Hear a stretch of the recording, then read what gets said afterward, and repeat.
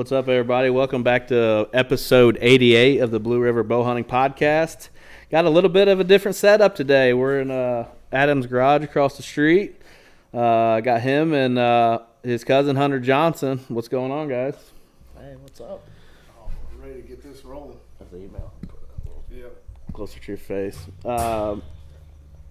Just kind of a tailgate talk and a little in-house studio. No guests this week or nothing. I mean, Hunter's a guest. He's never been on here before, but kind of just a tailgate talk, preview the season. I go to Tennessee in 2 weeks, so it's about ready to happen. Me and Adam going to Missouri in September, so it's coming on quick for sure. No Kentucky trip this year. That's different.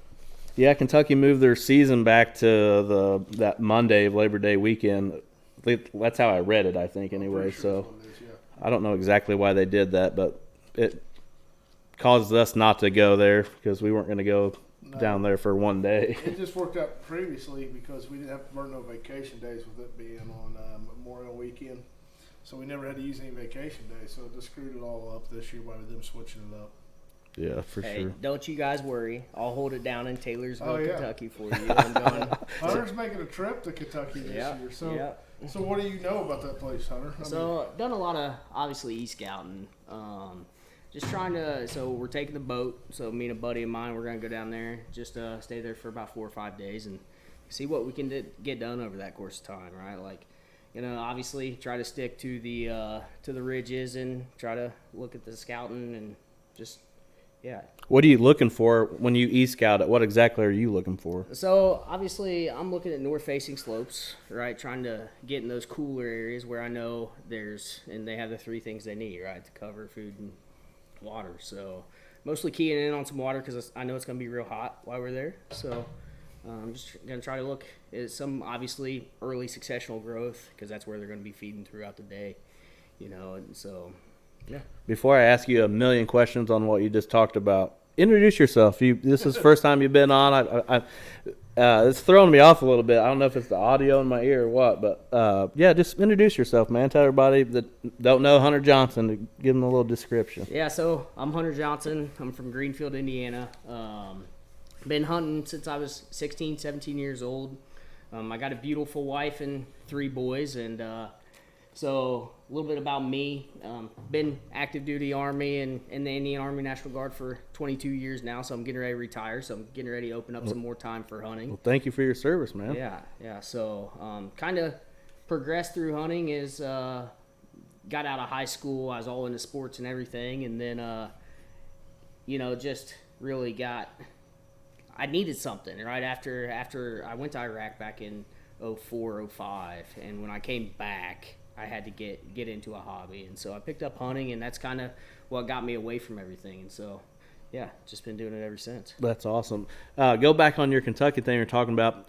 Are you the type of person, I know a lot of people when they're talking about north facing and all that stuff, they put a lot of thought into like thermals and stuff like that. Do you play that kind of stuff, or mostly just like a wind situation? Or so yeah, I always take I try to maximize my probability, right? And yes, I definitely take all those factors into consideration, but I mean, you're never going to beat the deer's nose, right? Like, no, you're not going to beat it. So I try to do that, but obviously I'm going to go with my gut and sit where I think I have the best probability to get on something decent. That's awesome. When we went to Kentucky the last few years, I don't know if it was just so hot, which I'm sure I'm going to have to experience that in Tennessee, but we just really didn't see that many deer in the couple of years that I went with them guys down there. And when you don't see a bunch of deer or don't see any deer, or you're sweating your balls off, hiking 6 miles, and it just kind of wasn't really all that fun. I didn't think. I mean, I love it. UHD has killed that place, man. So 13 years is what we've been hunting it for. We went down there, and I think the first 5 years that we would kill. It wasn't nothing for us to kill 5 or 6 does, and all of us to have encounters with does, little bucks. And then probably the last 5 years, just EHDs have done so much damage that you've been the last 2 years, it's tough to see a deer down there anymore. Yeah. It is. It's changed a lot. That's just like Brookville here, man. Brookville used to be just killer. I mean, that was the place to go if you want to see a bunch of deer. But they went last year to a 0 doe county This year they just bumped it back up to a 1-doe county for the first Did they? time. But, yep, but the HD does that much damage. It's crazy. Yeah. I can't remember what state that I just seen it. They're having a huge problem with it right now. Like, I can't remember exactly where that was at. I haven't seen too many reports yet. No, I seen one on Facebook, and that was it. And I never seen the results if that was it. So it was a good buck for sure. Yeah, Oh yeah. for sure. How did you get into hunting?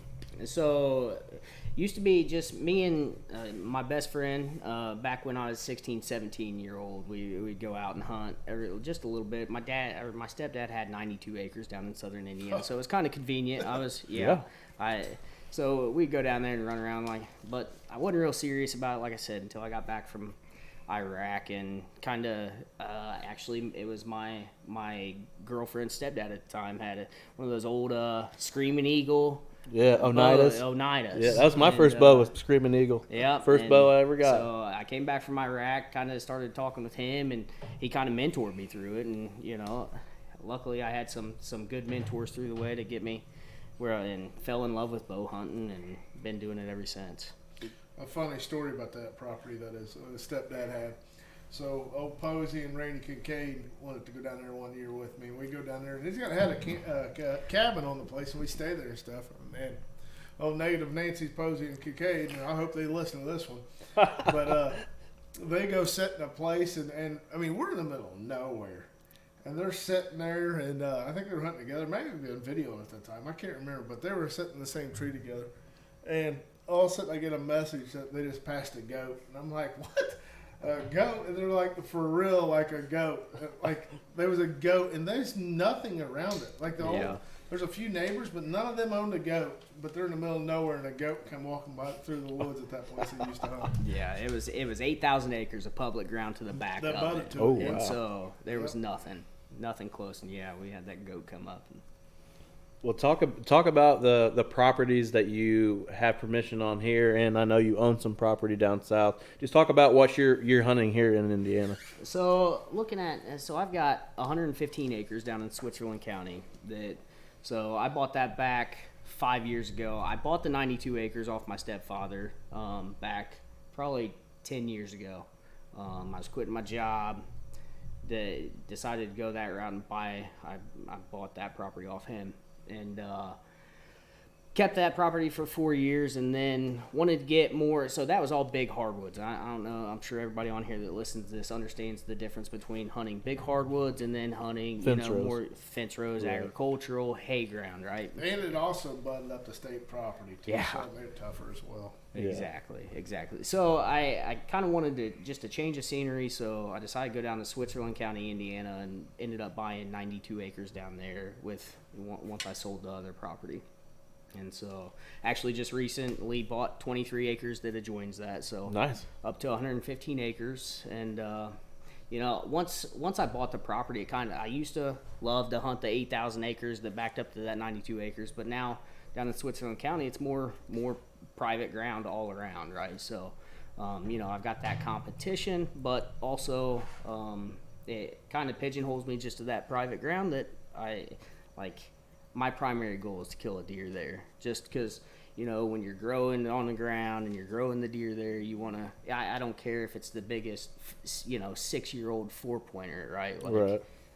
He came off my ground. So. Right. Yeah. That always makes it feel a little bit better, more special, Yeah, for sure. But I also hunt Camp Atterbury, Indiana, because my military. Yeah, I've heard there's some nice deer in there. That's what. So the baseball, I think it's that one right there. I call him the baseball bat because he was so massive. I killed him, and the next day Hunter got a hold of me and said, "Let's go to Atterbury." And we went down there, and I thought I was about to kill back-to-back days of 130 and 150s. Awesome. I had a 150s come in, tried snort wheezing him and everything. I mean, he was hung up at 60 yards. I ain't shooting a 60, but he was on a ridge going down the other way. It was 3 different ridges, and he would not come to me. And I thought, "Are you kidding me? I'm about to kill a 150s after killing the baseball bat by." The very next day. So Atterbury's got some deer on. Yeah, and it's bow only a majority of the time, right? So it doesn't really? Mm-hmm. That's even better. So on the military side of the house, it's bow only. That's awesome. For people that watch our podcast on YouTube, it's probably throwing them for a huge loop being in Adam's garage. So anybody that's watching, you kind of get the gander up there at deer you don't normally see on the video side of stuff. And there's some good ones up there. That baseball bat he's talking about up there, that is definitely my favorite on the wall back there. That's the bucket weighed 252. I took it a nice time meat locker and Dan weighed it for me. And I mean 252 in Indiana is a giant body. Mm-hmm. Some of those are my boys as well, but we still have 2 at taxidermy I need to go pick up still. But yeah. Hey, I really like the 150s back there from Kentucky. Gives So me a that lot Kentucky of hope for buck, Taylorsville. man, I'm lucky to get that thing mounted with its own coat because we killed that thing so far back. And time we drug it out, the hide of that thing was gone. Worn down to nothing. It was gone. And I thought, but the taxidermy questioned it too. He didn't know if he'd be able to, but he was able to pull it off. If I take it off the wall, you can see behind it, there's no hair on the hide of it from my straggle. What's crazy is it's not velvet, considering the time you killed and that we deer. seen some velvet deer that whole weekend, and we actually seen a couple guys from New York that killed like a 120s that was full velvet. He just came out early. Yeah, Wow. That's neat. That's neat. The velvet buck's neat too, though. I mean, That's the velvet buck. So he scored around 120.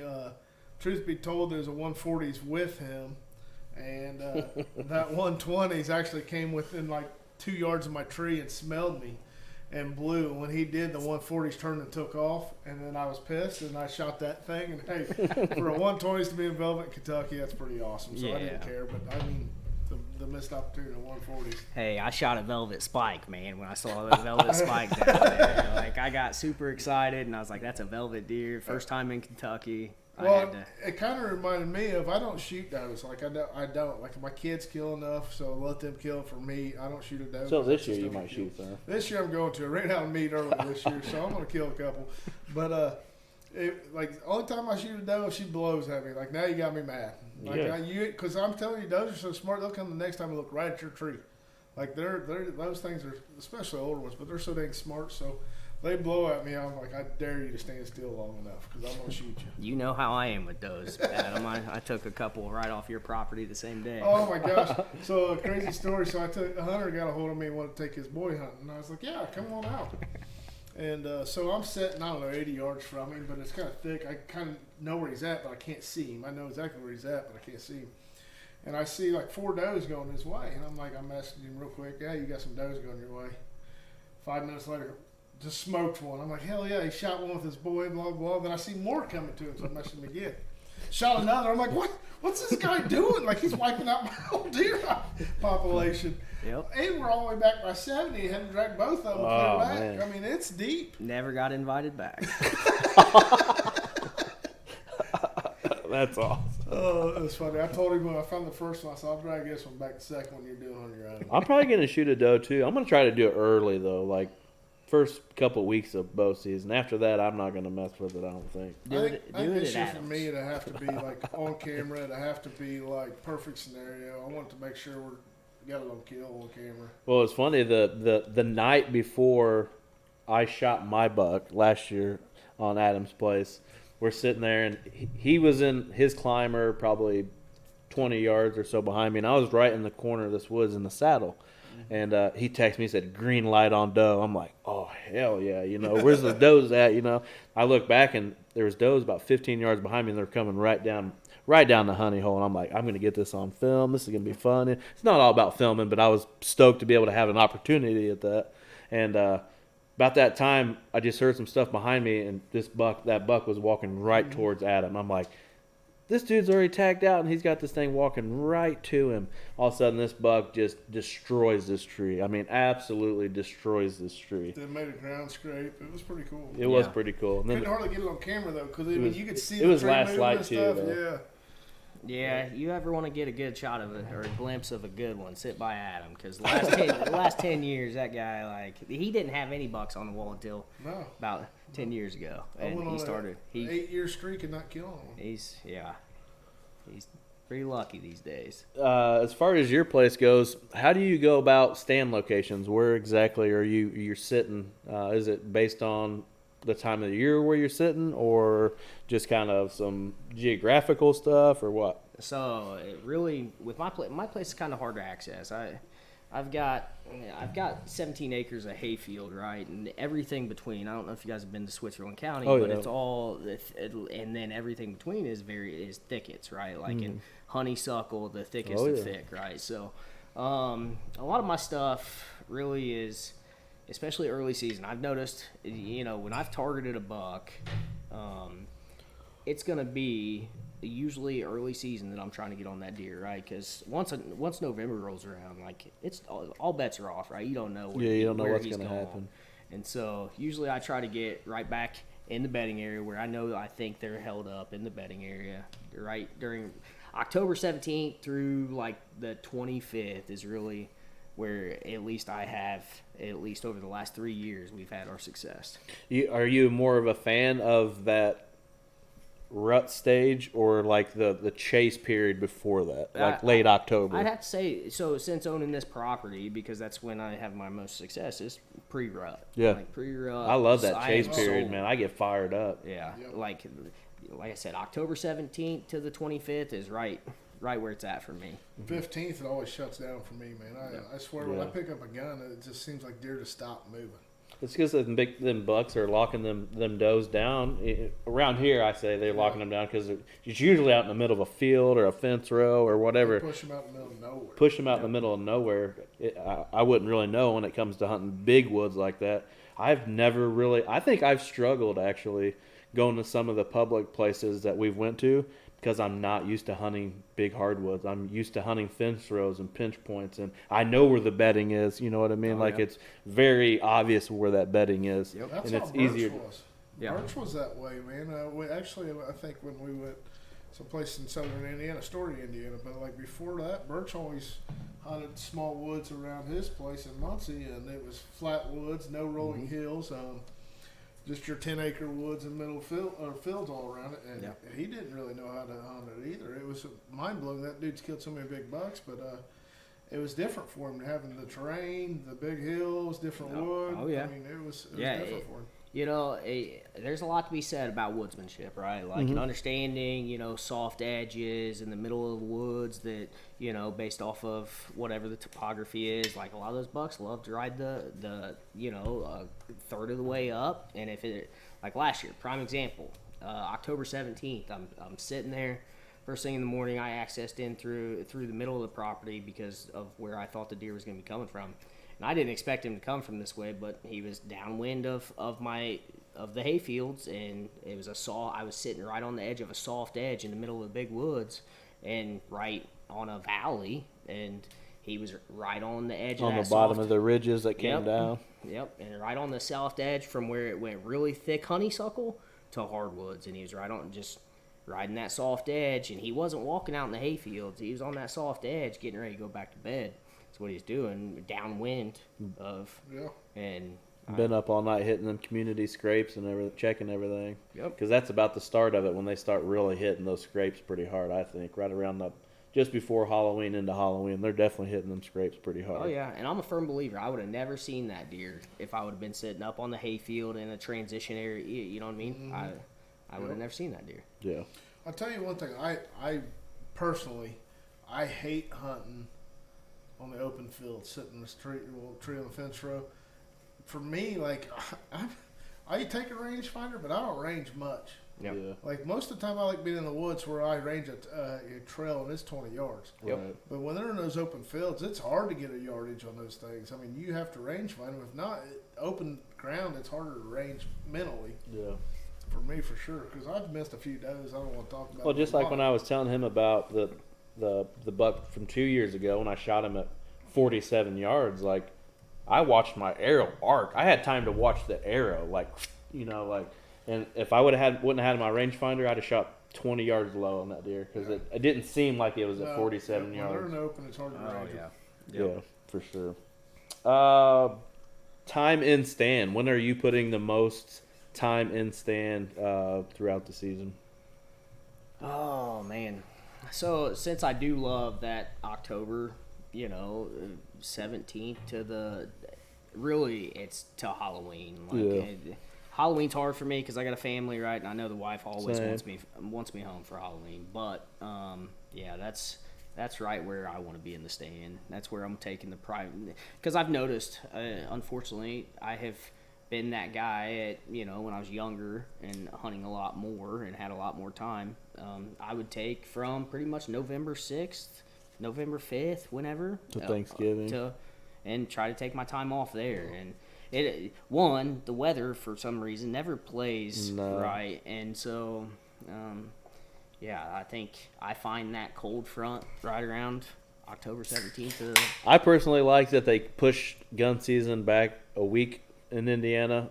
I think the way it plays out, this may be like the last year for like a while that happens, because the way I believe because of what's that holiday right in there for the military.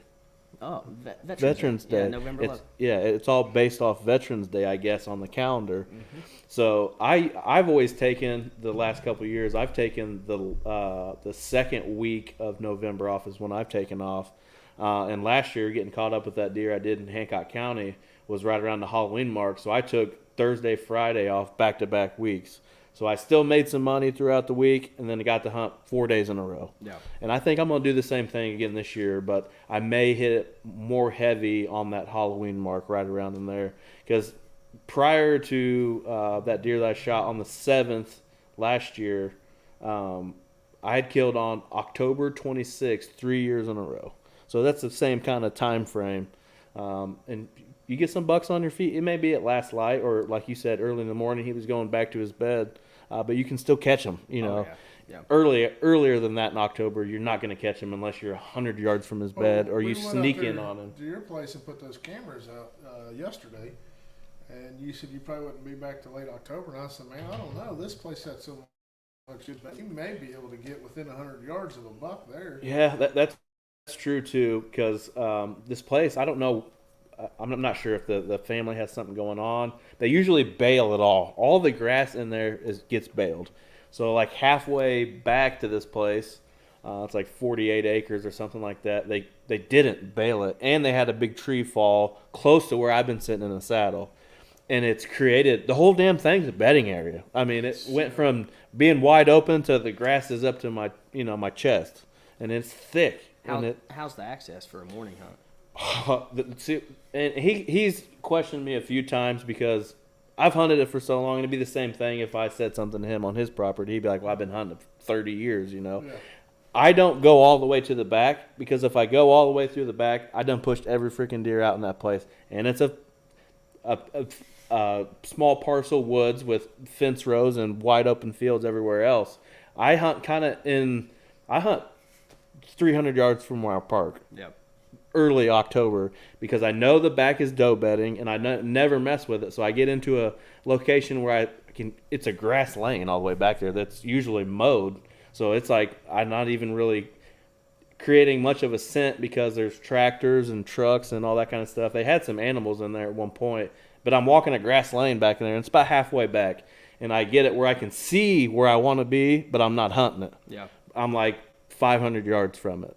And I've had success right in there. I killed 2 nice deer right in that spot, but it can be tough sometimes because it's wide open. You do the old John Eberhart and get in there at 3 a.m.? No, I don't really do that. I'll get right in there when I need to. He gets in there about 20 minutes before daylight, smelling like alcohol. Yeah. I mean, what when it comes to that, are you a scent guy? I mean, are you like being crazy about it, or is it like I'll do it sometimes, but it's more of just like playing the wind sort of thing? So I do, like I said earlier, it's all about probability. Yeah, I'll do I wash my clothes and I do all that. I bag it and make sure it's bagged appropriately, but I don't think there's any way you're beating that mature buck's nose, right? Like you might get lucky, right? Like Adam sometimes. I mean, but you're not beating the deer's nose, just like a criminal trying to get away with smuggling some drugs. Like, you ain't beating it. No, not at all. Not at all. Like I said, it's probability. You can do everything right in the book, and it's still not play out. Exactly. I mean, they're so smart. They're just different animals. For sure. Well, like even like you've been talking, about his deer and how lucky he's been, as of late on some of these deer. He doesn't even wash his clothes. Oh, I Like know. he probably washes them clothes in 3 years. They probably got blood It's in a stains tote and sitting shit right on there, them. and that son of a gun's gonna get thrown on. I wash mine like every other week. Or Oh, yeah. Kentucky, I wish I could have washed them every day because they were drenched. But like when we go to Missouri, we're sitting by a campfire. I try to, as soon as I get back, I try to take my shit off. Put it in the That's bag. been my new thing, like over the last couple of years, Oh, is smoke. so you remember I think the smoke actually works for it. The campfire smoke, I honestly believe that deer use In a setting like that, absolutely, because there's people that have fires all the time. You should set your stuff by around smoke and go out there, and you'll be more scent free that way than doing showers and everything else. Right. People may listen to this and say I'm an idiot, but hey, Everybody does it different. I've hunted Nothing's so much right, and put you know what I time mean. in, and I've been sitting by campfires in Brookville, actually, on Steve's property. Went down there, had deer. I mean, blowing right at the deer. I'm like, how the hell is this deer not blowing? Oh yeah. And it didn't. Yep. That made me a believer in smoke, campfire smoke. Yep. I mean, it's all about the environment they live in, right? Like I'm sure some of those deer get conditioned, right, to some of the campfire smoke, and For sure. And that's like my place along 70. That's why like I'm not so big on scent free, because the places I hunt, I'm 20 yards from 70. Like that's oil, that's trash, that's debris that's getting thrown off, flat tires that get thrown down the ditches. You know what I like So about like they my smell 70? all that. Exhaust so all like day. all the exhaust. So like when I'm hunting that, they really don't pay attention. I've seriously hunted that place for 30 some years, and I can tell you on one handful how many times I've been blown at. Oh yeah. But now if I go somewhere else, now I gotta play the wind. Like I really do play the wind. Even though you guys, I don't want Every once in a while, when we're standing at the truck, getting everything ready, and I'm spraying down, he's like, "Go ahead, hit me with it, I guess, since I'm hunting with you." Like, I never Turn around, boy. I'll be glad to. I never want to admit to, but when I hunt like those kind of places where I'm away from 70 or away from Brookville, which is state property that have campfires all around it, I do I play the wind then. Oh yeah. I'm not as bad on it as I once was. I'm not gonna lie. I'll admit I do take scent showers and stuff like that too. It was funny yesterday. We were going to put this trail cameras out, and he said, "Let me take a shower real quick." And I wait and wait. I said, "Let me guess, you're taking a scent-free shower to put trail cams out." I didn't have any actually, not in the And shower. he replied, "Don't have any." And I was like, "Oh, he was going to." Well, most time I don't want to walk out in the woods all soggy from sleeping the night before, like just Or pumping gas at the gas station. Like, so I'm gonna take That's a shower. the crazy anyway, thing so I might watch as is well. people take scent-free showers. Then they stop at the breakfast place.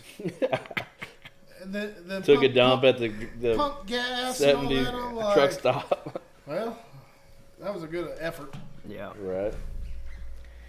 I don't know. I mean, it's like I said, it's nothing right, and everybody does something different. Oh, That's it's all that's what's fun about having a platform like this where people are listening. There's probably people laughing. There's some people who are like, these dudes are nuts. And I'm not saying my way's the right way. That's just No, that's I'm not my either. method of hunting. Right. You know? I'm saying everybody's got the way that they Yep, do it. absolutely. And if you think he's doing it wrong in your book, just look at the wall behind me. I don't think it's that speaks for itself. You know what I mean? And a lot of people will say location, and it is what it is. But a few of those bucks up there, the baseball bat buck I had on camera, but the rest of them, I mean, they wasn't in that place. Like I didn't have shooters. I put my time in just waiting for one in November to come through there. I didn't have a shooter on trail camera. And if you think I don't have enough trail cameras, I run. Well, between cell cams, I have 8 to 9. Then I have 23 other memory card cameras that I can put out. And so I ain't missing a deer. I just didn't have shooters in there. I just put my time in waiting for just to get lucky and one come through there in November, and that's what's happened a lot over the years. Yep.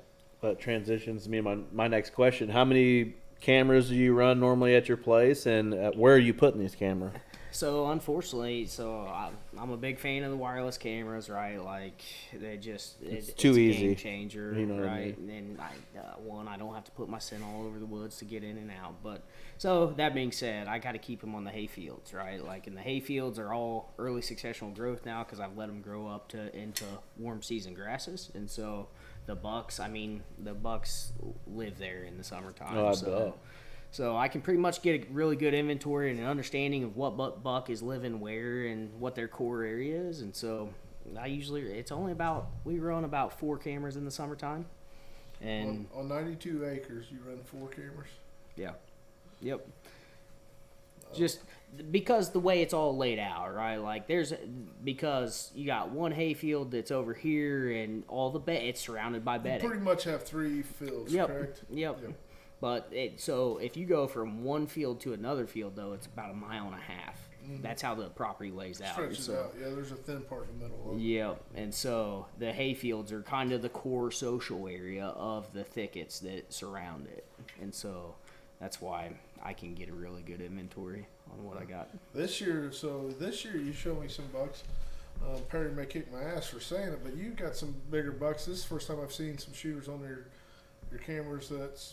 You got quite a bit of them actually this year. Yeah, I'd have to say honestly over the last, because I bought it probably 5 years ago, and I sat out one season because I was in Maryland. I was deployed in Maryland playing Army, and so I didn't get to hunt that year. But Playing Army.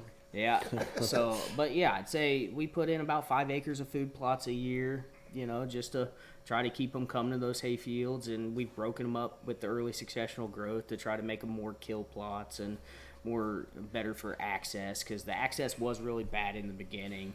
What do you think you've done different this year to make?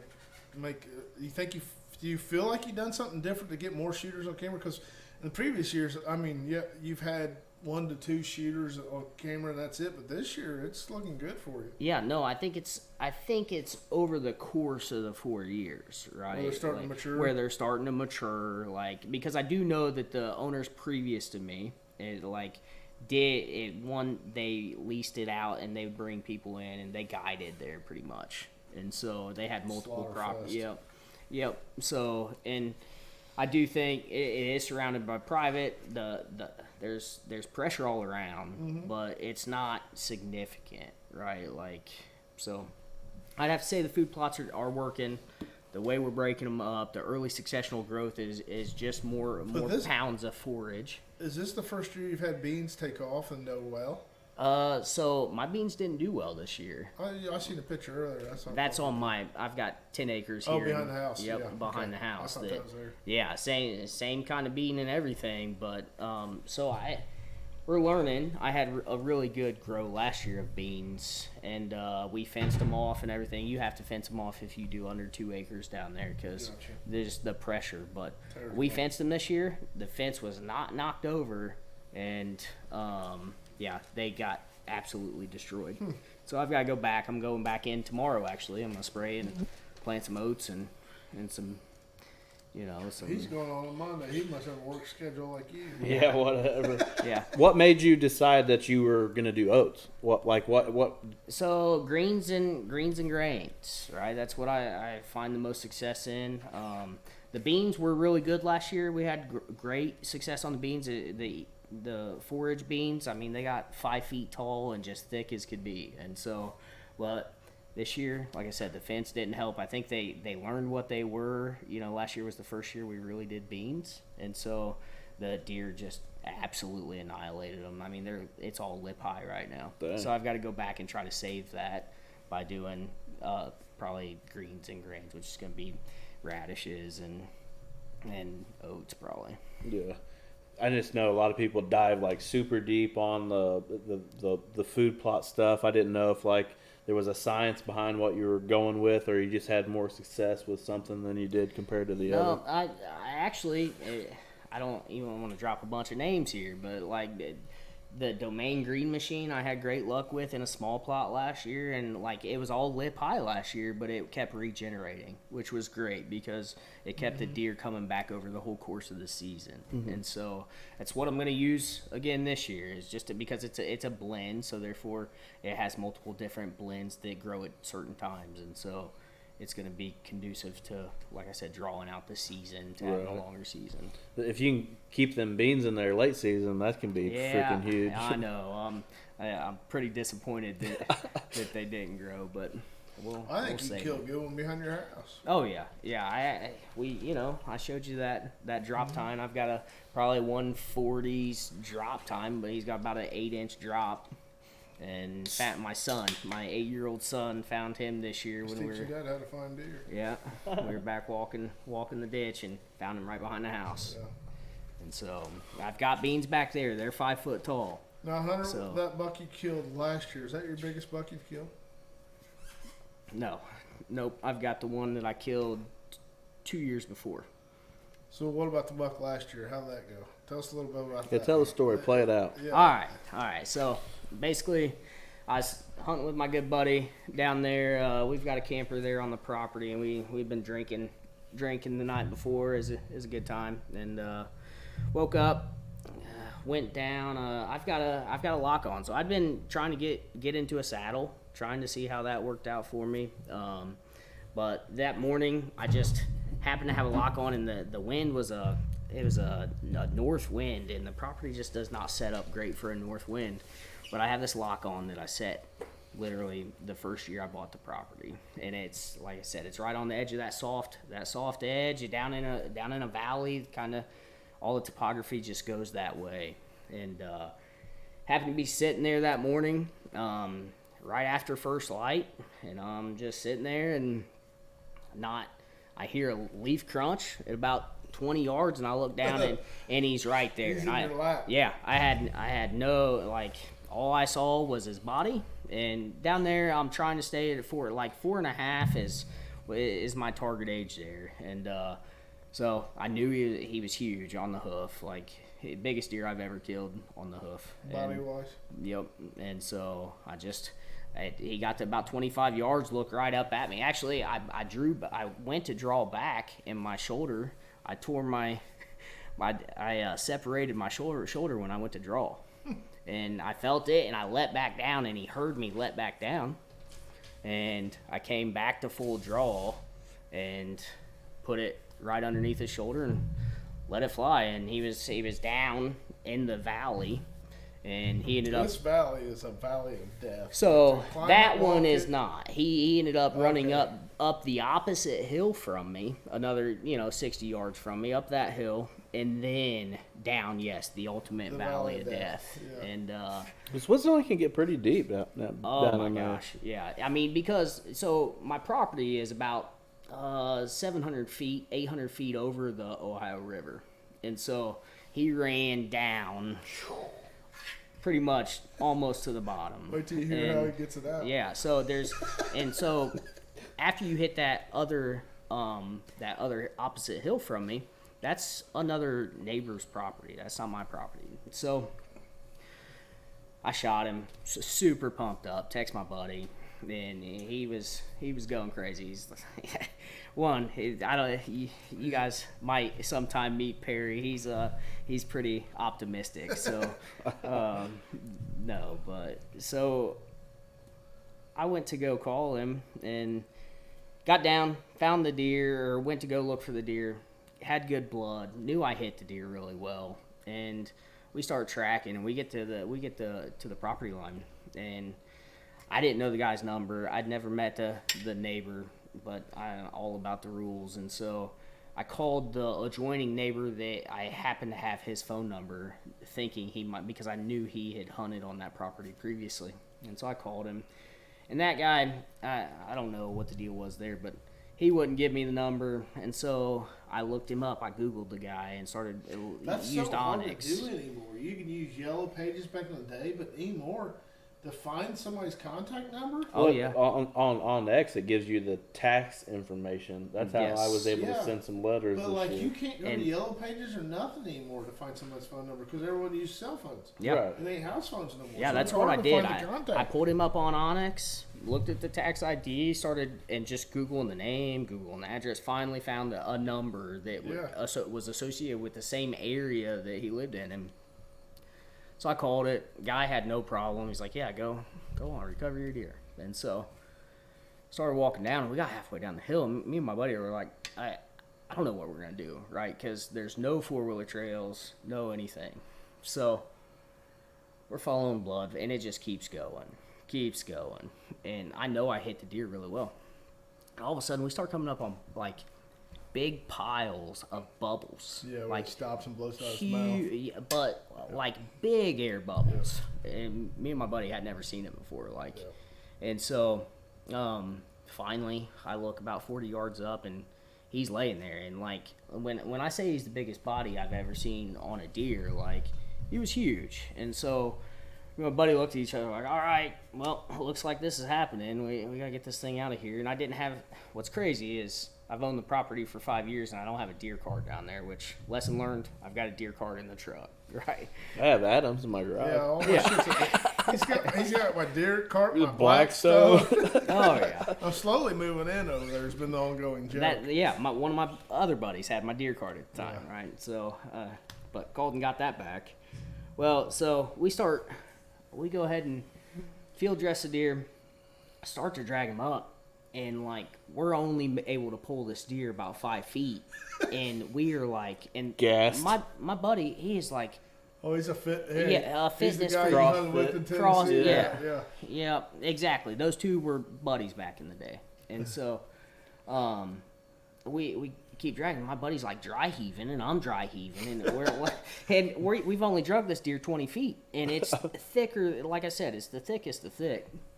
And so finally, and my buddy's like, he gets pissed because, like I said, he's Mr. Optimistic, right? So he gets pissed, goes starting to walk up the hill, and I'm like, dude, like he goes up, he's like, screw it, I'm getting the 4-wheeler. We're gonna get a 4-wheeler down to this son of a gun. I'm like, dude, you're not getting it because it's steep. Yeah, you can get it down it. You ain't getting it up it. I was like, all right, man. He takes off, starts to, and I hear the 4-wheeler. Like, I hear it just crashing into stuff. Just, he was up there for 30 minutes trying to get that 4-wheeler down there. And finally, I hear him up there, and he's pissed.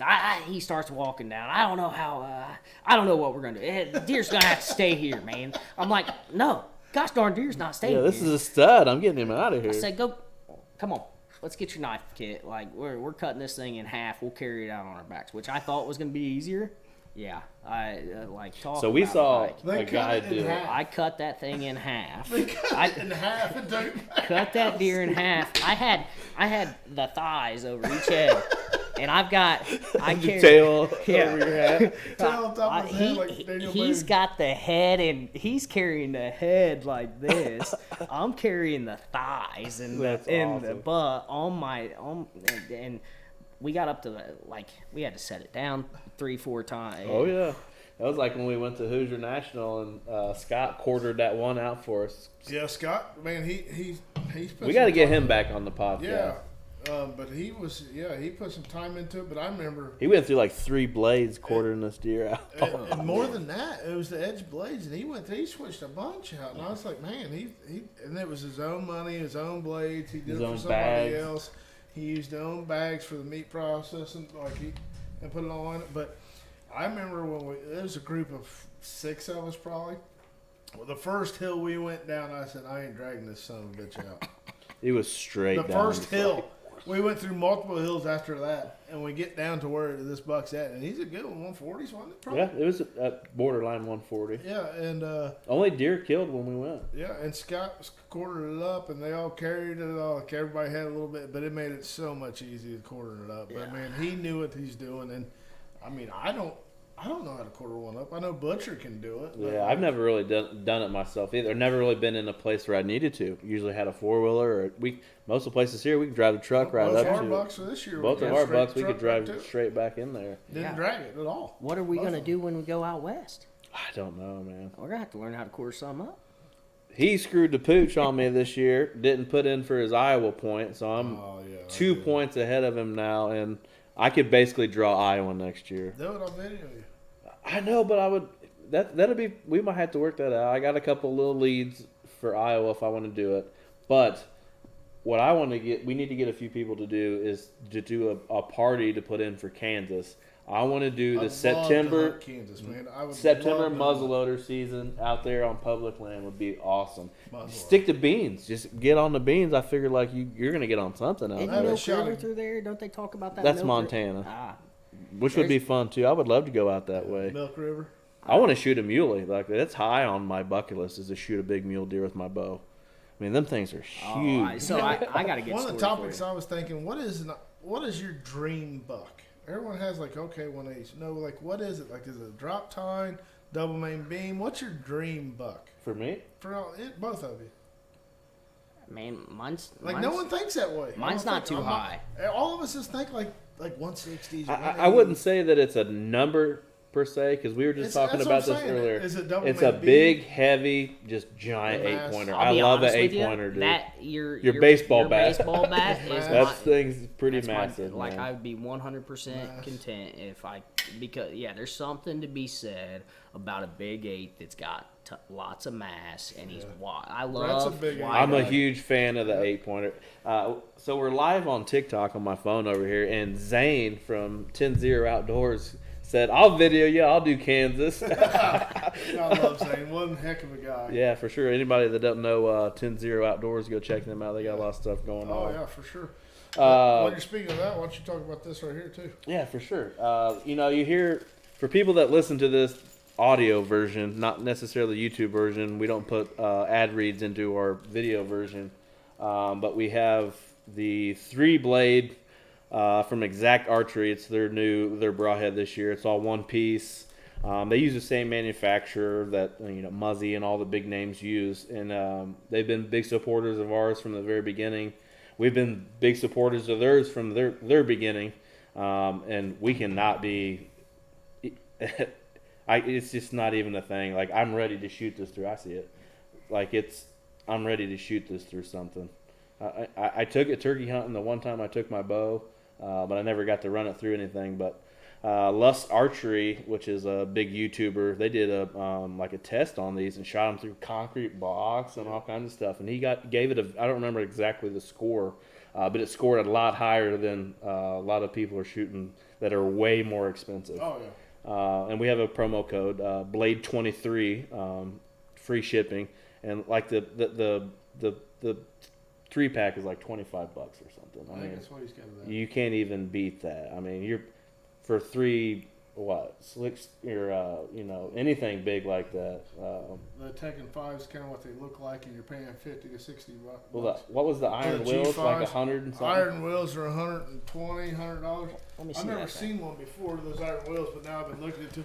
Dude, you're paying money for a damn wooden box. Oh yeah. Yeah, you're paying for that, and then they break down their packaging and stuff with us, and they keep that on the cheaper side so they can make it affordable to a bow hunter. You couldn't go in Cabela's or Bass Pro or something and walk out there under $65 for 3 broadheads. And It's ridiculous. That's kind of something- why Jake made those. He went to Bass Pro. Remember, he's telling the stories and seen the price on those, and he ended up designing his own, making his own. And Yeah. look the at the owner of Exact durability. Archery. Absolutely, Jake's yeah. top-notch. It's all one piece, Yeah. and that thing is pretty nice. Yeah, I would have no problem shooting at least a couple deer with that, right? Oh, Most for sure. broadheads, when I shoot one deer, I'm like, I probably shouldn't use it. Well, that's an example I give all the time. So we work at the indie show. We get to work their booth with them, and Turkey Expo. the Deer and Turkey Expo. You get to hear a lot of stories and stuff like that. The one story that I tell is that deer that I was talking about that I shot at 47 yards. I shot a doe with the same arrow 3 days before. Didn't realize what I did. When I got it in the dark and put it on my bow, when I went to put that back in my quiver, I'm like, wow, this is the only bloody arrow I have. Oh, man, it's the same arrow I shot that doe with a couple days ago. And it just destroyed this deer. I mean, it's the pictures of it shouldn't even be put on social media because there's that's so the much one you blood. used for display there, too. Yeah. yeah. I was kind of been the poster child for him a little bit until Adam starts killing deer, and then Yeah. he's going to be the guy probably. You can bet your butt I'll be shooting a 4-blader of these this No, year. but those things are nice. You guys You'll need like to 'em. check them out. For sure, yeah. Check them out for sure. Adam, I wanted to had a few points for you. Setup changes. Your setup changes going into this season are going to be, I wouldn't say a whole lot different, but I think we've done the public land thing in Missouri, Kentucky. We even are kind of mobile at home too. Like, what are you switching with your setup? So this year, it's a little bit of everything's a little different. So previously, I've always had stands in place at my local places, but they need moved. I learn I need to move, and I never get around to move them. So I end up hunting with my son with a ton. Like me, I mean, you hunt with me, you video with me, or I video you.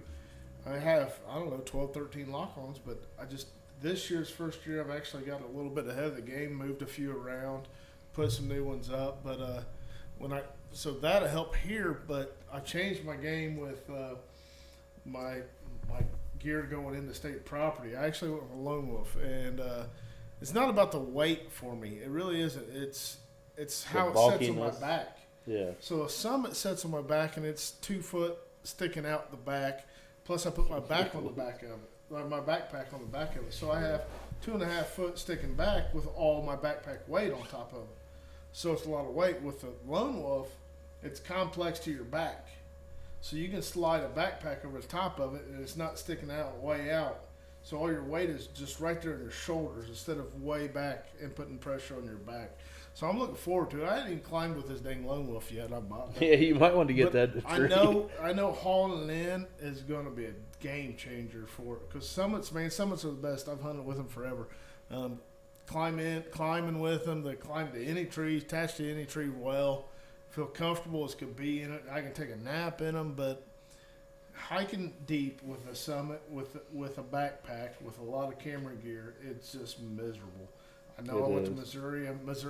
Actually, when Aaron killed his 10-point, I was a mile back then. Like, I had no problem hiking with it. I put myself through hell, but I'm getting up there in age, so I have to kind of switch it up. And I think this Lone Wolf's going to be the ticket, with it being just short, compact towards my back. Yeah. Like, as it's back, like I got it right over there. It's packed up. It's only about 6 inches wide. Yeah, for it's my not shoulders. very big. Yeah. The Summit from my shoulders to where it stops is probably 2 foot. yeah, like with a backpack on top of that, so all the weight's way back here. Even if you take the cables and pull them all the way in on both sides, it still sticks out there quite a bit. Yep. Yeah. So it should help. I like it. I think that's something of a game changer. I still have the tree saddle, the saddle as well. Saddle though, I like hunting out of them. Platforms suck. I want to be able to have a bigger platform and be able to stand. I'm trying to think of the I need a company bigger that just, platform. I can't remember if it was Trophy Line or who just came out with it. I think they call it like the Hungry Man or something like that. Mm-hmm. Like it's a bigger platform. I don't necessarily. I mean, I wear a size 13 boot, but I don't really like carrying a big platform in there. Yeah. Especially with, I mean, the sticks I got at those X2s. They're lightweight, but And another example is we were in Missouri, and me and you hunted 20 yards from each other. Actually, I videoed you shooting at a deer, but we were 20 yards from each other. Brett, you're hunting a saddle. I was hunting in a Summit. Legit was set. I climbed up tree, had camera gear attached and everything before you got all the way up there and set in. Before you were even got your backpack pulled up. So there's a little bit of difference in a that was still saddle. early in the season. I feel like I get faster as the season goes. You do, but I still gonna talk shit every time. Oh yeah. but that's a difference too. I mean, saddle hunting's cool. I like it, but like it's a process. It is a process. So if you want to get into it, you got to get in the woods earlier. We talked about that last year during the season. You have to get in the woods earlier with a saddle. For sure. Yeah, I mean, you got to give yourself, I would say I can have everything, camera, bow on the hook, 15 minutes. Oh, boy. Cool. That's moving. That's on a good day. That was in November. Hey, he must have been 8 feet up, too. Yeah, I share a lot of the same sentiments, Adam. I used to be a huge fan of my Summit, besides the fact that I'm 5'6", and every time I'd be walking through the woods, it feels like the thing is like Dragging the ground. dragging on everything. Like I don't have to worry about falling backwards because the cables will catch me, right? Like that. So I'm a huge fan of the saddle. Just tried it out for the first time last year, and I love it. I do love it. Just yes, it definitely takes longer to get set up. You definitely have to go in a little earlier. Well, it's great. Like when we first got into saddle hunting, is like the first year I did it is the first year I went with him to Kentucky, and there was 2 of us going up. So like he got on the first step and went up, and I'm just handing him sticks, like boom, boom, boom, we're up. But that was weird because when we first started doing it, we would kind of like his platform was on this side of the tree and my platform was on that side of the tree. But now anymore, if we go together like that, I just like to hook his platform up on a carabiner on a rope on my backpack, and I put mine in place, and then I pull his up, and I get up into his, and he's below me, because that can be hard, doing that kind of thing. Oh yeah. But I enjoy the shit out of it, man. It's a game changer for me. I've never really been a huge fan of a climber. I've hunted lock-ons most of the time, and I've talked about this on here a million times. I got tunnel vision with the lock-ons because I just went in and sat in the same couple stands all the time. When I had the saddle, it was more of me looking as I was walking and catching that sign. And man, I've seen deer 4 or 5 days in a row in this one spot. Yeah. I'm going there. I'm going there today. I don't have to watch it from a distance anymore. I go to where I think I need to be. Yep. And in a saddle on my private spot, it may be the same tree a couple times. Yeah. But like I had to switch it up a little bit. And like after I shot that big one last year in Hancock and didn't kill it, I came back that evening and I said, I'm starting from scratch. I am checking every piece of this earth on the way to the back of this place, and wherever I find a place that I think's good, scouted my way right into the back of this place, saw a pretty good shooter like 2 or 3 days later.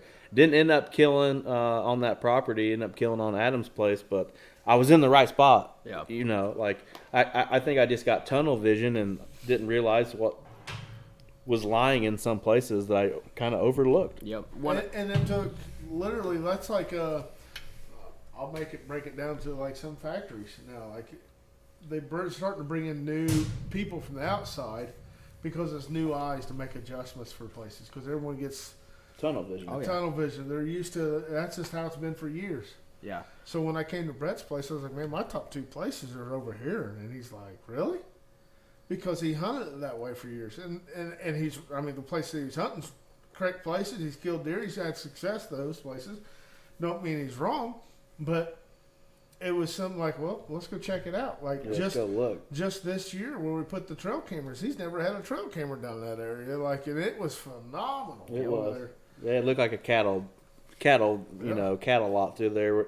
But like I was telling him, and I kind of mentioned it before, I kind of stayed out of that area because I felt like if me just going in there put pressure on it, and before you could even get to where you want to be set up, you done pushed every deer out of the woods that's in there. You may be lucky and walk past a couple of them because they didn't jump up and let you walk past them. Yeah. But when you got to that certain point, they were already gone. You know what I mean? You already put that pressure on them.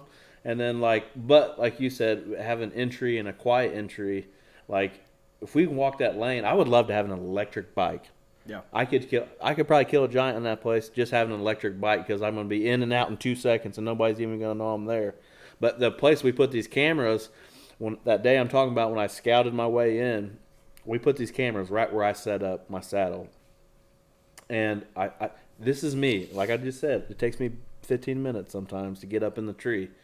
When I got in the tree and was looking around, I looked over and there was 6 or 7 does bedded in the creek and never even noticed what I was doing. And I'm 40 yards from them. Yeah. Got in. I don't know how I got up in that saddle without them hearing me. Oh, yeah. But you're putting anything together. I mean, I was probably sweating and everything else. Yep. Yeah. All about probability, like I said earlier. I used to love my Summit. I loved it, but I found. That's where I put the corn. Awesome. I found, like you guys said, I started driving my decision based off the Summit, not based off of driving the probability towards putting me in the best opportunity, right? Like the tree. The tree was always a deciding I got to find me a factor. straight tree. Well, with this new property, there's not a straight tree on the property. That's what makes it a good hunting property. Yeah. Gotcha. Good old Adam coming in for the shot. Good deal. He said, yeah. Yeah. But so the property, like I said, not a straight tree, so like you can't get a climber in it. So the saddle, it's excellent for a saddle because there's pine trees. And you can use branches branches as steps and because I'm all about cover, man. I am. Like when I get a tree, I want the most cover I can, and the saddle's the way to go for cover. Oh yeah. Oh, for You can sure. get any tree. I saw a guy today, like the green, like viney stuff you can get like Hobby Lobby and Yes, stuff. I told you I bought that stuff. He had it like sewed into the back of the saddle. You don't have to sew. I literally bought it when it went on sale after Christmas, and it's the wire-ish, like the ivory and stuff. You can wire that to your stands, and it puts a leaf on it. It's metal. It bends. It flexes, so you can bend it. Dude, that is good stuff. You can put it around ladders on your ladder stands. Yep. It's really good stuff. What I never thought of though when I set that spot up or when I got in the tree that day, I never thought because I walked this grass lane all the way back to where I was at, and I went down into this creek and back up, and I was in a pinch point from the cornfield back there. I call it the bottom. It's all doe bedding. There's just like this pinch through there, and then that creek's right there. Never would have thought that I saw deer coming in from the creek as far as walking the creek. It just never really crossed my mind because, for one, there wasn't really that much water in it to begin with, but the one section just down from me, if I stood in it, it would probably be waist deep or so, or maybe a little bit higher. I'm sitting in there a couple days later, and I just happened to look over and saw movement in the water, like the water rippling, you know. That buck was chest deep in the water, and I never heard him come in there. But I couldn't get a shot because of the canopy over top of the creek. He was at 25 yards, and I couldn't get a shot. It sucked. How cold was it? Just How cold was it? Was it hot? No, it was probably November. it was November, like November 2nd-ish or so. And Halloween morning, there was frost on the deer's back as they were walking through there. And I think, so yesterday when I was putting those cameras out, I think it dawned on me why they're using it. It's the path of least restriction. Like, it is open. And you walk that whole property, you're walking through thick stuff, you're walking through everything. You get in that creek, you can walk through that creek pretty easily. I mean, especially right now, it's straight up. It just had like a you can walk through that creek better than you can the truck path to drive back there without grass, with all that. It's the least resistant path in the whole damn property. And that's why they're using it. But you don't think that way. You know what I mean? Yeah, no, not at all. The captain's got to step out in a second. He's got to go sit down. But lone wolf, huh? Yeah. I do believe in the high and tight. Like, definitely having that high and to the back, man. I think it'll make a big difference. I do, especially with the camera gear and everything I have on my back. I think it's somebody tighter on my back, so it ain't gonna be as bad for sure. Yeah, I'll be keeping track. One thing though, when we were in Missouri, we did run into some DNR down there. But I asked him, I was like, so how's it work for these bikes now? And it's under, I forget, was it horsepower? What was it? For the bikes down there, but they allow those electric bikes on state property down there. And that's a game changer. Oh, for sure. But the DNR in Missouri was telling me that, he said, I don't know what it is about Louisiana people, but they all come up there and hunt there. And he said every one of them have those stinking electric bikes. Really? Missouri does. I've always bragged on Missouri, but their state property. No, they're very expensive. I think, in my opinion. We've been on the Facebook. I've been trying to find a deal. But Missouri does it right, man. They make trails with gravel all the way through the whole property. So if you have one of those bikes, you just jump on that, man, and it's... I feel like it could put you in a really good situation just being in the middle of a place because nobody wants to hike 5 miles. No. I was looking at Missouri, when you were talking about going to Missouri last year. I pulled it up and looked at it with e-scouting because, like I said, I just bought that mud boat, so I wanted to test it, and I was like, man... It looks like there's a lot of river, and it actually looks like there's some areas that not far from the Mississippi River, and there's a place wouldn't even get out of the truck because it went straight down, but the only access was from the river. It looked like there were some spots, like you just said, that would be untouchable without a boat access, and that's kind of where I'd like to go. Is if I go to Missouri, Missouri does it right, man. I mean, I don't know if it's the county we hunt or if every county's that way, but it has to be at least 4 points on one side. It's just certain counties. It's just the county that we're hunting. I thought it was. But 4 points on one side, so the deer get a chance to be big. And they can only shoot does, or they can't shoot does during gun season. Oh, even better. Who does that? Like, sign me up. Who does that? You cannot shoot a doe during gun season. That's people that care about the population. Oh, yeah. For sure. They quit listening to the stinking car insurances and all that shit. Yep.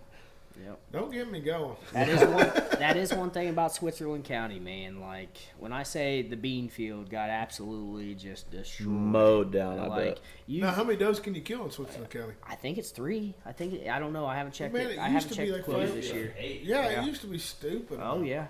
Yep. But it really should probably still be stupid because, like, I was just down there the other day.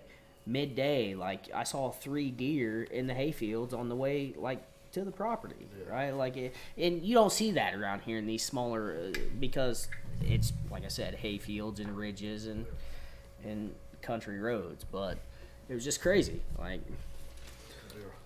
The amount of deer down there is the amount of wildlife is unbelievable. Oh yeah, like there's a bunch of turkey down there Oh, too. my Yeah, gosh. Switzerland Splinter County got Ridge. put a hurting on though when it blew up probably 10, 15 years ago. Yeah, did. when it was They got Big Buck leases and County. It stuff. got known yeah. as the Big Buck County. Then everybody leased everything Yep. out down there. The deer population dropped Yeah. because it got so much pressure. But it's kind of been Switzerland County is a county in the past now, and it's starting to get back to being better. Oh yeah. It's just like when you watch the hunting public guys, they hunt around their local places.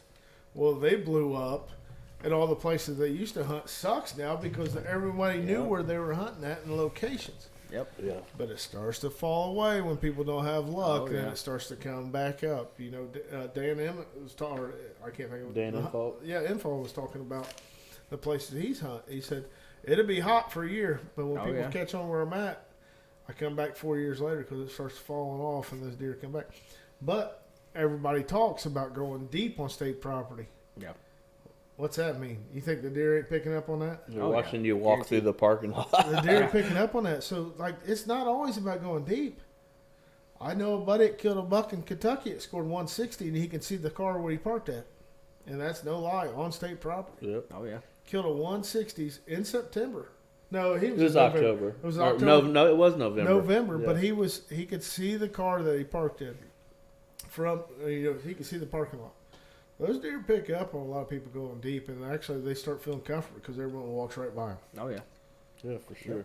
Talk about the trips that you kind of got planned, or what you think that you're gonna. How is your season gonna play out as far? Just kind of lay it all out map wise. So we're going to Missouri the September 19th to 23rd, or Something like that. Yeah. And it's gonna be a good trip. Last year we went down there for the first time in 14 or 15 years since I've been to Missouri. Aaron, and Alan went. We had a good time. We all seen some deer. We all shot at deer actually.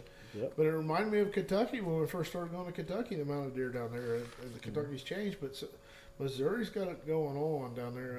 I'm excited because I owe Missouri something.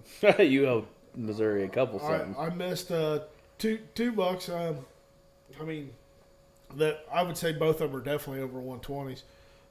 But I owe them something. Like I'm ready to go down there. I'm a man on You're a coming mission. from a revenge. I am a man on a mission. Like this year, Missouri, you're not getting my number. But I'll kill one. I'll kill a doe in the camera there. I feel confident I can go down there and go to the same spot I did last year on opening day. I'm going the same spot this year. What do we call that place? I forget what it was. Was it the deer farm? Yeah, it was a deer farm. That's what we call it. I only hunted there one time. If you go back and listen to that YouTube video when it switches over to his section of it, which it turned into an Adam video, you can hear the acorns falling like for 10 minutes. Like you can every time that there's audio, you can hear just the acorns falling like it's raining. And he saw a ton of deer in that section, which. Yep. That would make sense. Yeah, absolutely, especially See, early turkey like too. that. So that's a cool thing too about Missouri is when you buy your hunting license there, it comes with turkey tags as well. So this year won't be like that. I believe they got rid of it because their turkey population is. I'm not following their Facebook page no more. I am defriending the You see Missouri his Facebook. face. He's like, "Fuck, I can't see the turkey now." Well, that sucks. But still, yeah, though Missouri's just they do things the right way. Oh, for I've sure. said that for I think Indiana, and it can be a certain counties. I think we should go to an antler restriction. It's For sure. for certain things.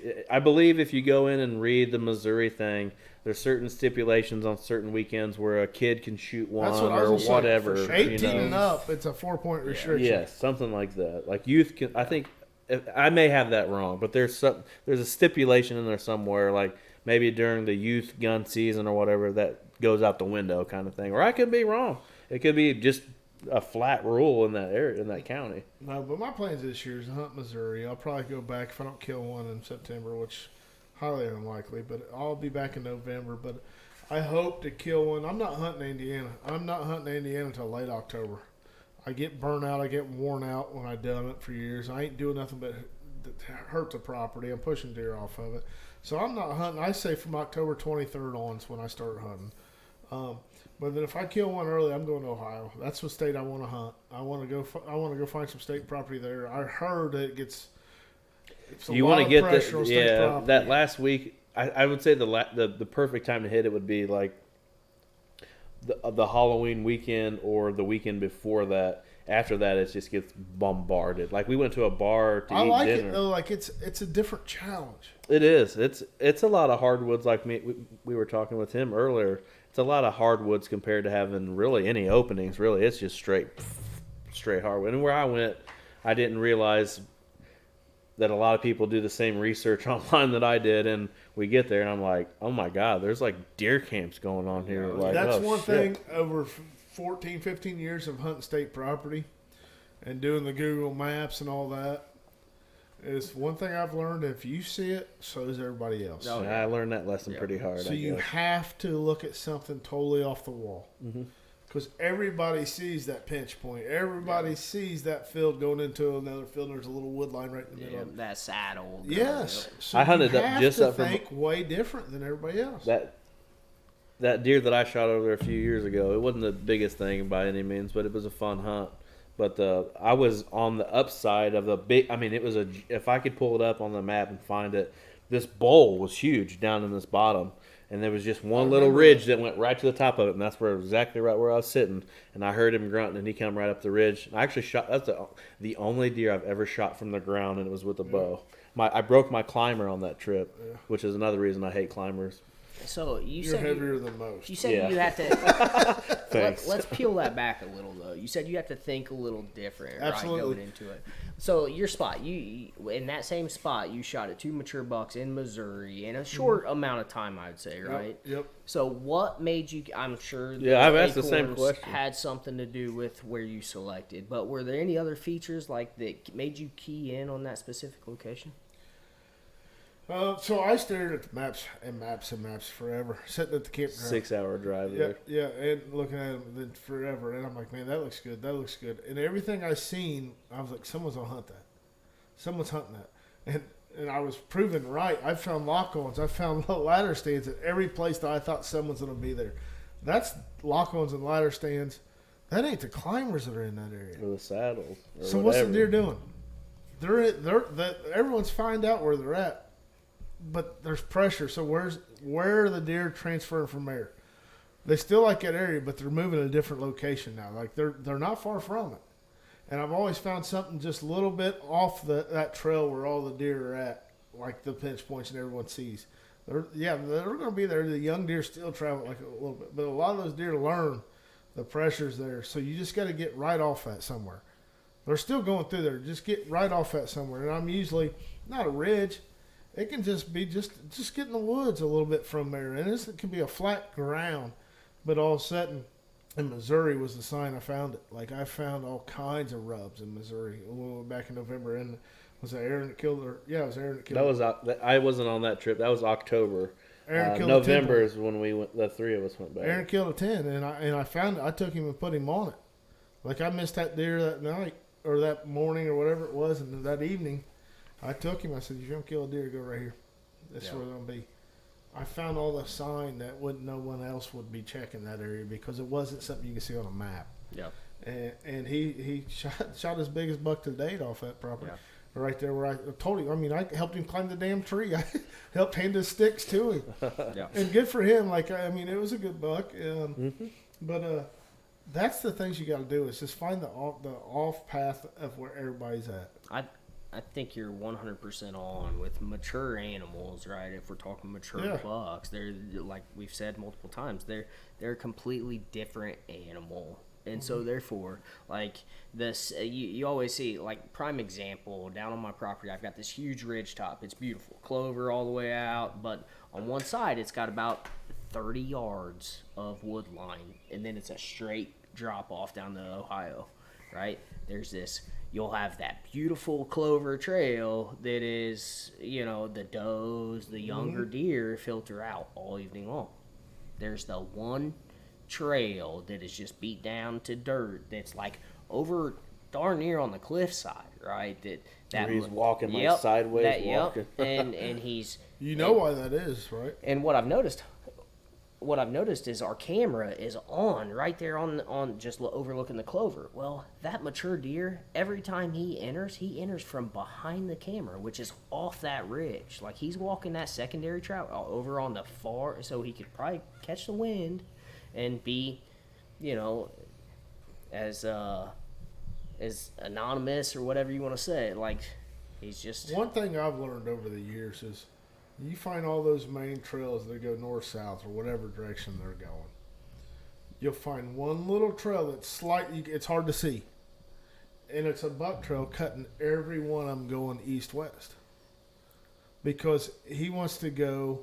The wind blowing. He wants to cross every one of those trails. The does are going that way. He wants to hit every one of those trails and scent trail every one of those. So if they're going this way, he's wanting to hit every trail going this way to see if he's got any doe and heat going through these 5 trails going to the field. And that's what that sounds like what you're hitting. Well, this is like right now, right? Like this deer is literally, I've got him from last night showing up. Like my camera's facing the clover here. He picked up on and the camera. It's the ridge top, and he's just, he walks right in front of the camera. He comes from right behind the camera. And there's nothing back there. It is literally ridgeline. Cliff. Yeah. Like there's no reason for him to come miss him, from he's gonna die if he goes down. Yeah. Yep. And so it's crazy because no other deer comes in that way. What about what's your goals for this year, Adam? 2024. Man, so was it? The video that has almost 18,000 views. That year was huge for me. I was feeling really confident. I've had back-to-back years of killing Pope and Youngs, but I haven't killed anything over 140 besides my 150s in Kentucky. And I was like, man, bigger 140s. And that buck came in, and you can hear Brett say, "Shoot it." And I was like, he's 120s, and Brett goes, "Shoot him." And I'm glad I did. I mean, it was the first buck that we've had on camera. And that video is still blowing up today. And we can speak a little bit on that, on the videos and stuff on it. Mm-hmm. But that thing has almost 18,000 views. And that video is one of the best we've put together. That whole hunt was unreal. But I'm back to that. I feel like I'm back to being chill, don't put a lot of pressure on it. And 140s, I think that's going to be my target this year, man. I feel like I don't have one over one. I got a couple probably right at 120s right now on camera, but I don't have a shooter on camera that I'm after yet. Right. But I feel like 140s, I may go the year that I don't kill one unless he's 140s this year. That's a good goal to have. I mean, you've had it before. I think the year before that was even higher than that. You said 150, 160. Yeah. Yep. I don't even really know what my goals are. I don't even have an expectation for myself.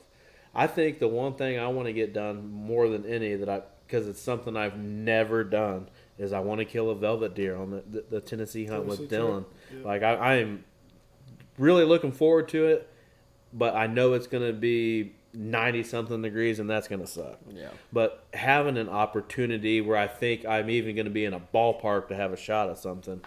It is exciting because I've never even had a bow in my hand on a velvet hunt. Every time we went to Kentucky, I was a cameraman. Yeah. He had a tag and I didn't. This is the first time I got a tag. Oh, fucking daddy's up! I'm ready to sling one. You know what I mean? Oh yeah. It would be really cool. Last light, buck coming. He's done a lot of work on his properties with food plots. He does a lot of. And shout out to Dylan. He's my normal co-host for the podcast as of lately, and he couldn't do nothing this week. He had some family stuff going on, but shout out to him. Every day he's in there doing food plots. He's checking cameras. He's putting mineral out or whatever. And actually today he was sending me some videos. It was like a new 70-acre piece he got, and he went in and cleared a bunch of it out and stuff. He said, "I jumped a 140 in here." He said, "You can come in here if you want." I'm like, if you're going to send me in there, I'll sling one, Yeah, that's awesome, man.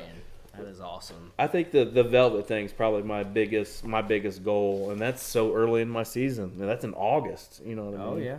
And after that, it's just I'm going to be playing it by ear. He said he didn't want to hunt until the 20th or whatever.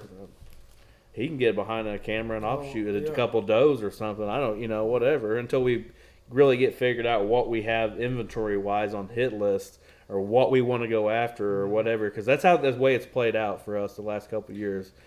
Yep. You know what I mean? Yep, Like for sure. we didn't have nothing. All of a sudden, it was like, oh shit, we got this deer. We got this deer. Oh, we're after him. We're on Because him. we're in that time of the year where everyone's excited to have these bucks on camera, but it's the time I've always said. I don't even years, want them right now. I don't want them on camera because they a summer disappear. hangout. Yep. So like you don't want shooters on camera right now. You want them. I'd say mid-September. Oh, yeah. September is when you want to start getting Yeah, shooters. he's on getting camera. dialed into his home range by then. Yeah, because right now, like it gets you excited, but for years past, just for me, and my property's different than everybody else's, they disappear. Yeah. Oh, completely agree. I've noticed so our biggest deer on the property right now, like he's probably 160s, and so he's been there. We had him at probably 3.5 as a 140s probably one, and That's a so good 3.5. back 3 years ago, right? And so he's getting up there in age, and we really want that is our number one hit list buck on the property this year, but notoriously he does not show up on camera from pretty much like November 1st on, like he disappears. He's got that route, so, just like he was talking about. He's probably got some routes where Yep. he's going the opposite of the bedding area with the wind. Like that's. I was going to say that. I didn't want to interrupt you when you were talking about that. That's been my bread and butter for the places that we just hung with cameras. That's what I did. I hunted off of the bedding area, knowing that at that point of the year, something's traveling through there just because they're checking all those spots. Yep. And I just happened to be sitting in the right place at the right time, putting time in the stand when I needed to be in that area. You know what I Yep. mean? Not burning it up too early. Now he did show up but every day on December 6th on. He was showing up on cameras, but came back home. from November 1st to December 6th, that deer was a ghost. There's a doe population somewhere else that he knows is better. Yep. And the neighbor, I think we did talk to the neighbor, and we're really good friends with the neighbor. We drink beer and everything with them, and I'm pretty sure their son, which he's young, he's 12 years old, 13 years, but avid hunter, and he's like, man, I swear I'm seeing this deer. I'm seeing this deer over here, and I'm pretty sure that's where he was at. You like naming your deer? Oh yeah, I like it too. Some people don't like it. I love it. Only the ones that we can actually identify and we have over a course of years will get a name. You know and that's part of the fun. I think so too. Some people really disagree with that, and they think when you give it a name, it makes it more of like a pet, and the story plays out different, and it's not as takes the suspense out of it or whatever. But I've been chasing this buck I call Mike Tyson for a few. That's the big one I shot last year and didn't kill. I call him Mike Tyson, and I think it's fun to name deer. Well, and when you got it's great to have the camaraderie with your buddies, right? Like me and my buddy Perry, we talk about Dagger all the time, and even my kids, right? My kids bring up they're like, "Hey, Dad, has Dagger showed up on camera this week?" And well, if you don't name cool. them, you say that 8-pointer. Well, which one? We got 3 Yeah, 8-pointers. we got 3 of them. Yeah, oh yeah, for sure. My 17-year-old last week, he's like, "Hey, has Dagger showed up?" Because he's real tight on his timeline because of football and everything on being able to hunt. So he's really want to know if this deer's so around. what you got still. on camera, Dad? Yeah, right. Let me come in and So, Adam, you've been practicing shooting this summer, or we what? going that route, huh? You just said you missed 2. Zane Sparks just messaged me. Zane, how you doing, bub? But anyways, yeah, I practice. I definitely have shot a few times this year so far. But a crazy story is last year I spine shot my buck, but caught long and killed him. I dropped my bow the morning out of a tree and didn't shoot it before I went out that evening, and I shot mine. And when I hadn't shot it since I killed my buck. And I shot it the first time this year, and it was shooting 3 to 4 inches higher. And I was like, probably should have checked that before I went out hunting. But no, man, I've always been able to shoot everything. Like, I've always been solid. I haven't missed a deer. Muscle memory. Brett, we're talking to the guy. Pulls it out the night before. Literally ran. So I had an old Bowtech Guardian that I bought, man. Hunted with it for years. Yeah, freaking. we get out. We're down there at that 92 acres I was talking about earlier, and we're driving down the road. We're just doing a little road scouting, public ground on the left. We see he sees a big buck over sitting in a thicket over off the roadside. And he pulls in. We park. He's like, we're gonna put a spot and stalk on this thing, and we get out. And I set my bow down over, but like at the rear of the truck because I was getting my stuff on. And then he's like, I don't know why we jumped back, and I forget. Something about just get the truck a little farther off the road. Yeah. And he jumps back in the truck, ran right over my Bowtech Guardian, and it just put a little. It just took a little skin off of it or something. The limb split a little bit. We did. Is that the one you bought? Oh yeah. I was like, dude, 4 years. It's probably hanging over I told him. I said, hey man, I don't want this thing. Like, well, you're more than welcome to. I don't know how that deal worked out. I ended up hunting. I bought it off of them for like $200. Yeah. And then they replaced the limbs for then free, when right? it did blow up, no, they didn't replace it. Bowtech is top notch, and people that are listening to this, you may think I'm crazy. So this bow was probably 4 to 5 years old with it. I bought it off Hunter for $200 after it did all the little fractures in it. And probably 2 weeks before going to Kentucky, it blew up on me. Finally blew up after all these years. I remember you took Dylan's bow to I took Kentucky my that boy's bow year. and killed a doe with it. That's awesome. But so it blew up, and I took it to a shop, and they couldn't do nothing with it. So they sent it to Bowtech, and then I'm in New York working, and they called me and said we can't fix it, but this is what we're willing to do. We're willing to give you a brand new bow at no price, and they named like 6 of them, or we give you one of the best, and they named 4 of them for $200. I'll take them. And the bow I shoot today was $1,200 bare with nothing on it, and I bought it for $200. You're welcome. That's how Bowtech does. So I have $400, $200 for buying it off of you, and $200 to pay for this thing. How'd you get fixed. such a good deal? And you're the one who ran it over. So I thought I had a hell of a deal until I got shit put on it, and I spent another $700 putting accessories on that damn thing. Go buy a new one now, full price, and put Just accessories. On it. I got lucky buying that bow off of Birch? for Birch this year. I'm not gonna put the price out there, but he gave me a really good deal. Wouldn't even have been a quarter of what it really costs. And then you go put sights and all that kind of stuff on it. He left the drop away rest on it. Basically, all I had to put was a sight and then my quiver on it. So it's an Expedition Explorer SS, and I've actually joined up with Expedition already and kind of hopped on their ambassador team already, which is kind of cool. But I'm excited to have a new bow. I haven't had a new bow since like 2009 or 10 or whatever it was, having that monster for as long as I had it, which I'm not even going to sell it. I'm just going to keep it. You never know. You know, if I kill one, I might want to go doe patrol with it or something. Yeah. You know what I mean? Just You never know when you need one in a pinch. yeah, for sure. That too. That's a great bow to take with you to Kentucky just in case something happens. Yeah, you never know when you're going to slip a string or... Yep. Well, man, it's been fun, man. It's been a while since Adam's hopped on the podcast. It's been what? 3 or 4 months probably. Probably after we killed our deer and we hopped on with Zach, I think. Or no, it was just me and you, wasn't it? I think me and you did a tailgate talk. Tailgate talk, which kind of what Been this a while. was too. But it's been a while, and dude, I appreciate you coming on, dude. It was a blast. Hey, yeah. So, know.